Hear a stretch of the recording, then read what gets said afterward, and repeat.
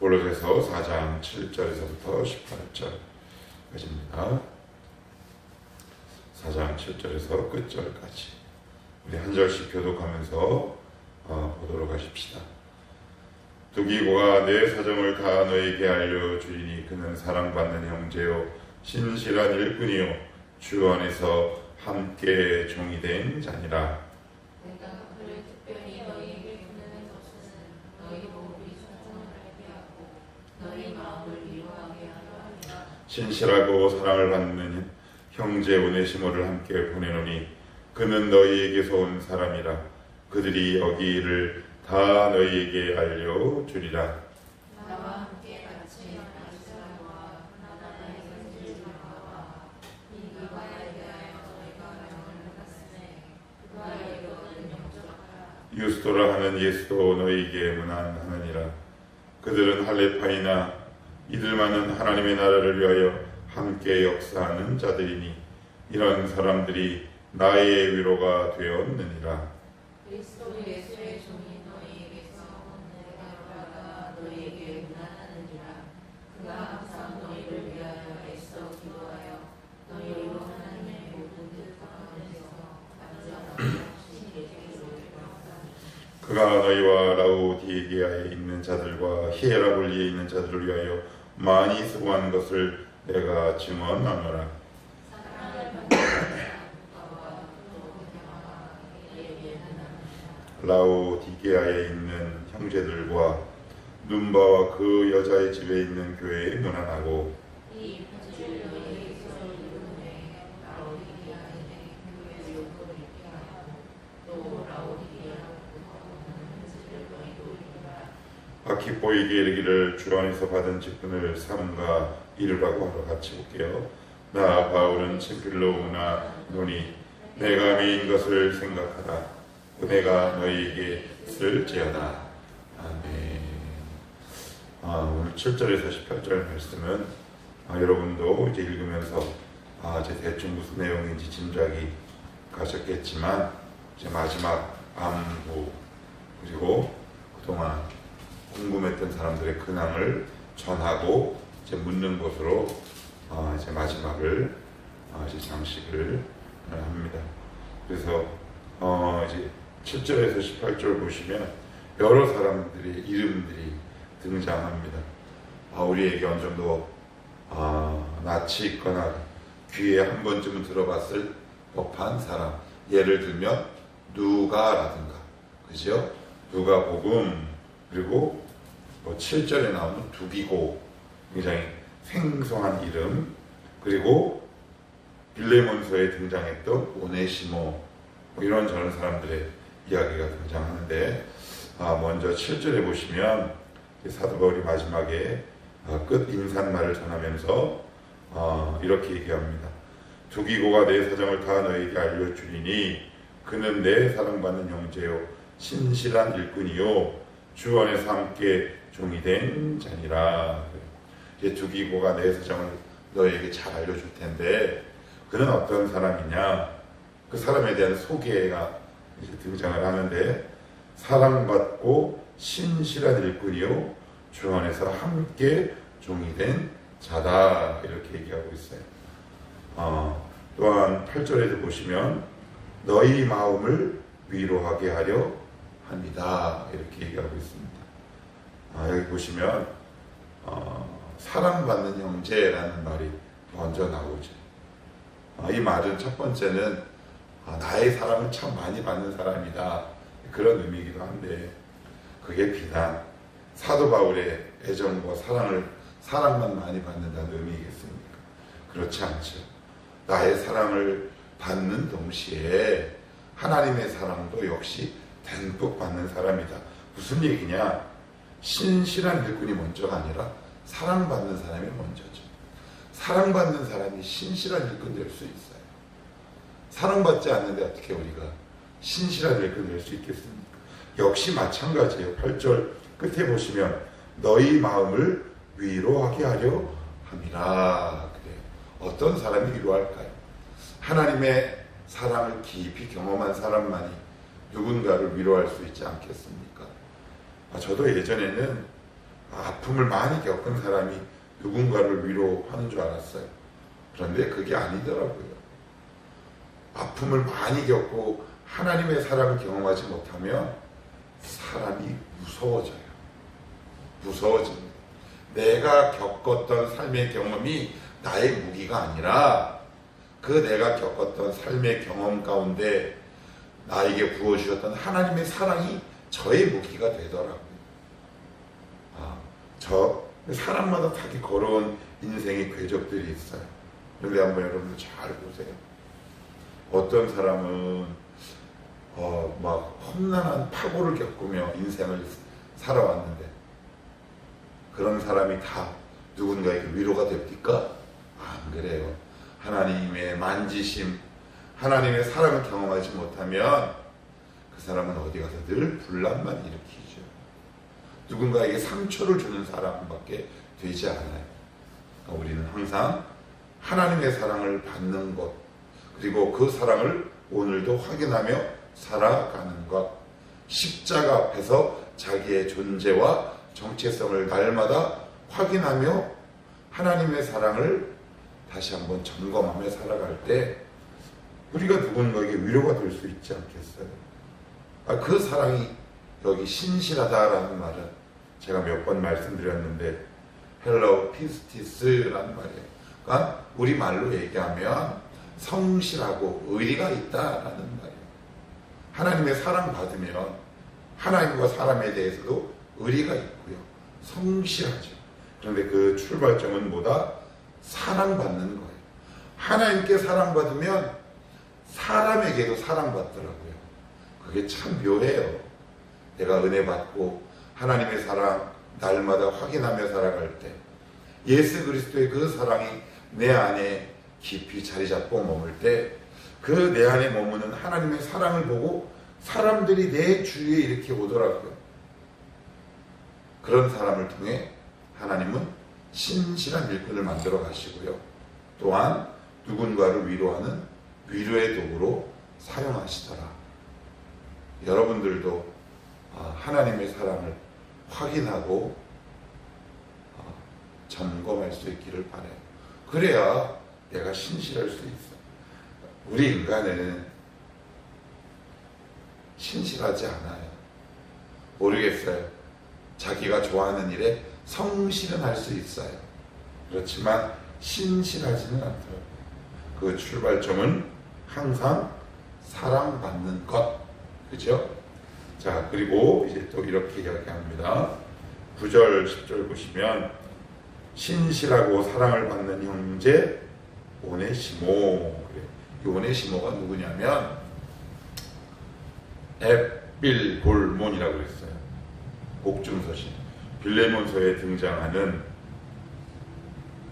이 오네시모가 이제 나오는데 이 빌레몬이 누구냐면 사도 바울 옆에서 굉장히 도와줬던 사람인데 그의 집에 있었던 종이 바로 오네시모예요.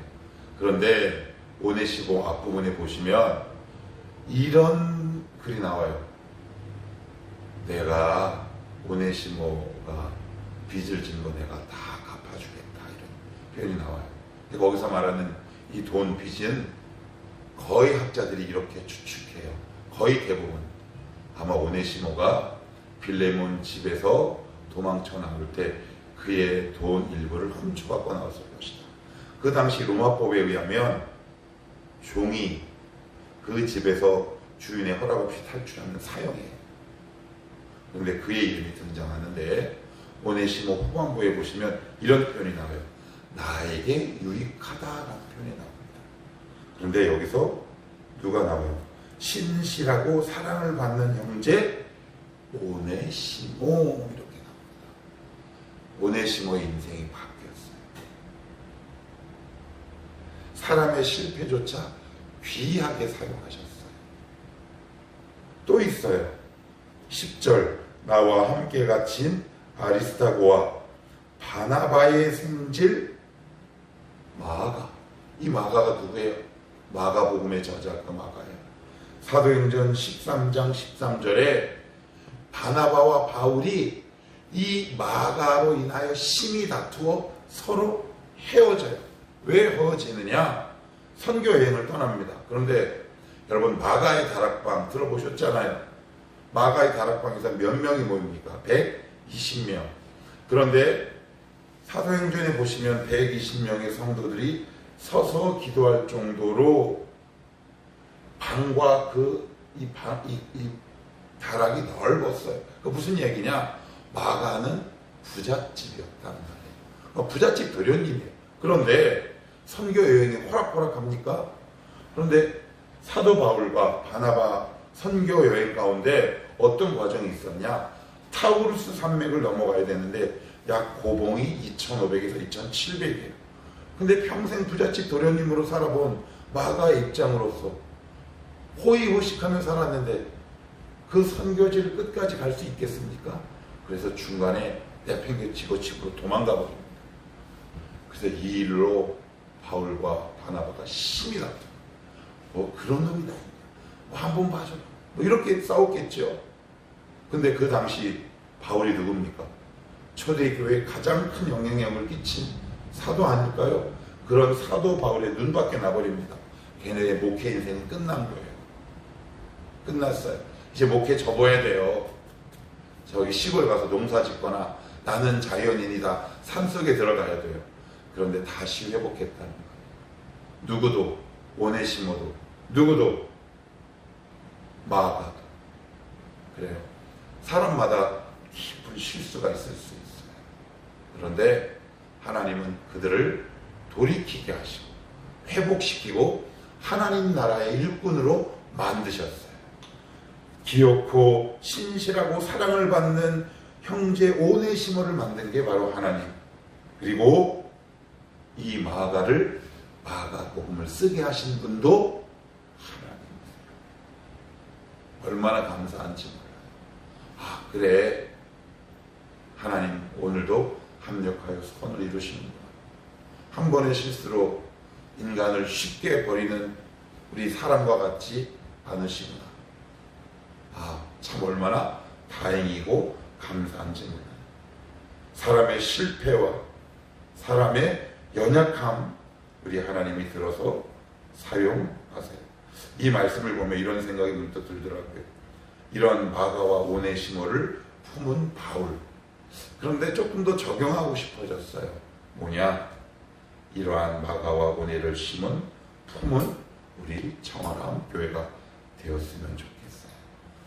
바울 옆에 오는 사람들은 바울에 의해 다 녹아지게 되더라고요. 우리 청아람 교회 누가 오든 간에 녹아졌으면 좋겠어요. 그가 과거가 어쨌든 간에 그가 심지어 도둑이든 간에 누군가의 마음을 아프게 하고 중간에 도망갔던 사람이든 간에 우리 청아람 교회 공동체에 오면 풀어지고 녹아지고 그 딱딱해졌던 마음이 부드러워지는 누군가의 마음을 녹이게 하는 그러한 공동체가 됐으면 좋겠고 저도 이러한 목사가 됐으면 좋겠다. 그러면 여러분들도 그러한 성도가 되시기를 축복해요. 자, 여기 10절에도 보시면 이렇게 나옵니다. 나와 함께 갇힌 아리스타고입니다. 이 아리스타고가 누구냐면 에베소에 이제 선교 여행을 가는데 거기서 폭동이 일어납니다. 그런데 거기서 함께 바울과 함께 감옥에 갇힌 자가 아리스타고고요. 사도행전 19장에 보시면 로마로 향하는 배가 이제 풍랑을 맞아 좌초하는데 거기서도 사도 바울의 곁을 지킨 사람이에요. 참 멋있다 싶어요. 요즘같이 이익에 따라 쉽게 누군가를 배신하고 떠나는 많은 사람들과 참 결이 다르다 싶어요. 뚝심이 있다 싶어요.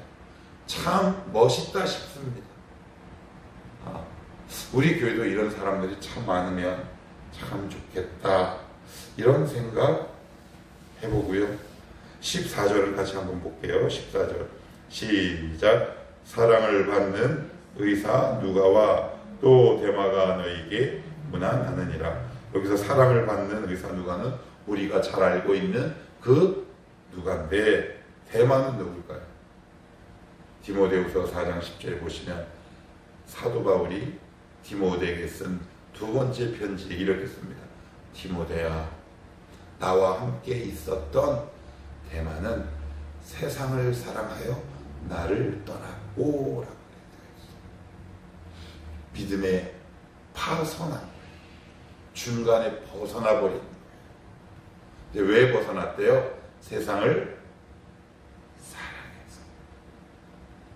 우리가 믿음의 길을 이탈하는 거 세상을 사랑하기 때문에 그래요.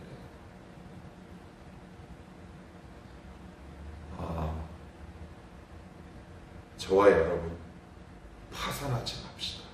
끝까지 갑시다. 끝까지 가봅시다. 왜 믿다가 어려운 일이 없겠습니까? 아픈 일이 왜 없겠냐고요. 세상을 향해 우리의 중심을 돌리고 싶은 유혹과 욕심이 우리 중간중간에 왜 안 생기겠냐. 이제 그만 기도해야 하나? 라는 유혹이 왜 안 생기겠냐. 그럴 때 우리 대마를 머리에 떠올립시다. 그는 세상이 너무 좋았대. 그래서 자그마한 고난에도 세상을 향해 가요.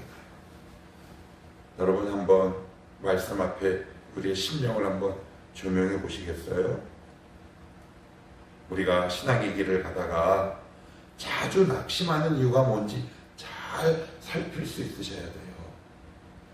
하나님을 향해 온전히 마음을 확 돌이키면요, 하나님 나에게 실망시켜도 세상으로 마음이 안 가요.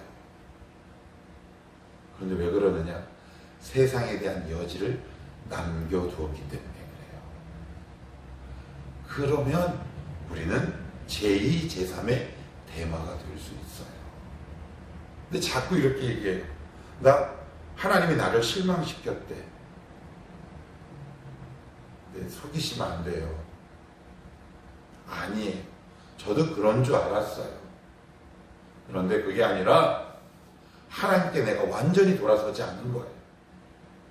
그래, 우리 가끔 가다가 이런 영화 보신 적 있는지 모르겠어요. 한 남자가 여자를 짝사랑하는데 여자가 막 나쁜 짓 해요. 그런 영화도 있더라고요. 그랬더니 그 남자가 그 영화에 보니까 이런 비슷한 대사를 이야기를 하더라고요. 난 당신이 나 아무리 때리고 심지어 다른 남자 만나도 나는 당신 곁을 지킬 거야. 참 순해보지요. 왜 그럴까요? 그 남자가 여자를 향해 완전히 마음을 돌아선 거예요. 여자 쪽으로. 그래서 그 여자가 아무리 괴롭혀도 뒤로 안 간다니까요. 우리가 왜 자꾸 뒤를 힐끗힐끗 돌까요? 내 뜻대로 삶이 이루어지지 않아서요? 고난 때문에요? 아니에요. 나는 내 마음속에 아직 세상을 사랑하는 대마의 모습이 있기 때문에 그래요. 제가 제 모습을 보고 알았어요. 저는 고난 때문에 그런 줄 알았어요. 그런데 아니더라고요. 그렇구나. 내 안에 아직 이 세상에 미련이 많구나. 하나님을 향해 돌이켰다고 생각했는데 돌이킨 척만 했구나. 그래서 하나님이 우리의 중심을 달아보시더라고요. 너 정말 나를 향해 너의 중심을 돌이키고 돌아섰니? 확인받고 싶어 하시는 거죠. 그래서 이 확인받고 싶어서 우리를 뭐 혼내거나 그게 아니라 우리의 중심을 좀 더 하나님께로 돌이키시기 위한 마음의 중심을 테스트하시는 거다. 우리 기억합시다.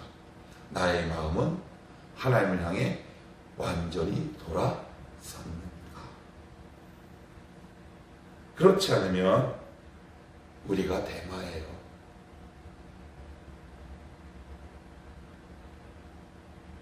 우리 끝까지 믿음을 지킵시다. 그래서 성은아 목사님이 먼저 천국 갈 거 아니야? 그러면은 내가 천국에서 우리 성은이 환하게 맞아줄게. 성은아 고생했어.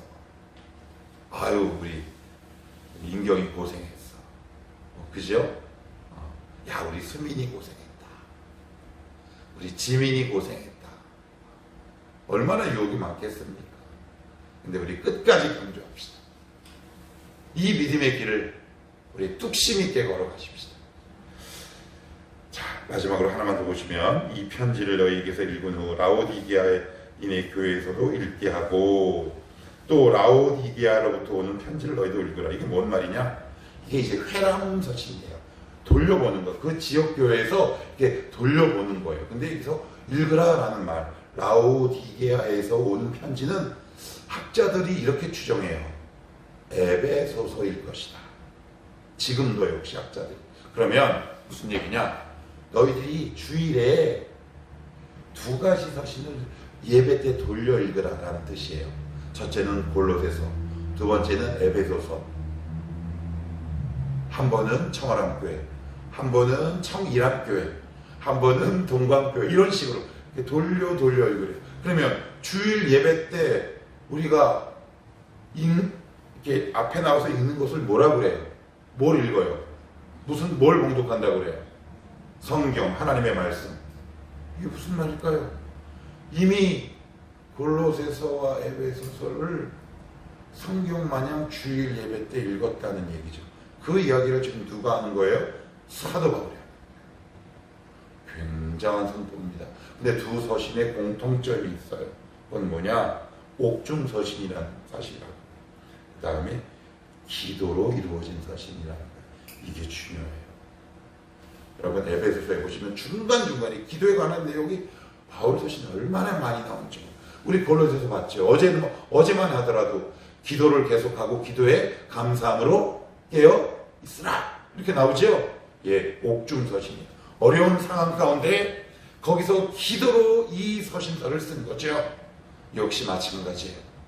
이게 무슨 의미일까요? 우리가 옥중에 갇힌 어려움 속에 하나님을 향한 한 줄기 작은 믿음밖에 없는데 그 믿음을 가지고 시험에 나가는 그 삶을 살 때 하나님 그 인생을 귀하게 여기십니다. 사도 바울이 감옥에서 썼던 그 작고 작은 서신서를 교회의 말씀, 하나님의 말씀으로 돌려 읽히게 하신 것처럼 우리의 삶도 존귀하게 하신다는 말씀입니다. 여러분의 삶이 감옥에 갇히셨습니까? 그 자리에서 여러분들이 믿음으로 살아보려고 애쓰십니까? 그 애쓰는 믿음을 하나님이 귀하게 보존하시고 역사하실 겁니다. 기대하셔도 좋습니다. 하나님은 결코 성도의 고난과 그 부르짖음을 외면하신 적이 한 번도 없으십니다. 그것이 성경의 증인이요 우리보다 먼저 천국에 간 수많은 믿음의 선진들의 증거가 바로 그렇습니다. 여러분 옥중에서 있습니까? 할 수 있는 게 아무것도 없나요? 옥중에서 사도 바울이 할 수 있는 게 딱 2가지밖에 더 있어요? 뭐요? 기도랑 편지 쓰는 것밖에 더 있습니까? 근데 하나님은 놀라운 역사를 일으키셨죠. 그의 인생을 존귀하게 하셨다는 말이에요. 그렇다면 여러분의 인생, 여러분들의 고군분투하는 그 또한 몸부림치는 그 믿음의 선한 싸움도 하나님은 오늘도 눈여겨보고 계십니다. 그 믿음의 그 분투를 하나님이 반드시 높이시고 이기게 하시고 해결케 하심으로 여러분의 삶을 언젠간 반드시 높이고 존귀하게 하신다. 우리 그 하나님을 믿고 오늘도 믿음의 길을 계속 걸어갈 수 있기를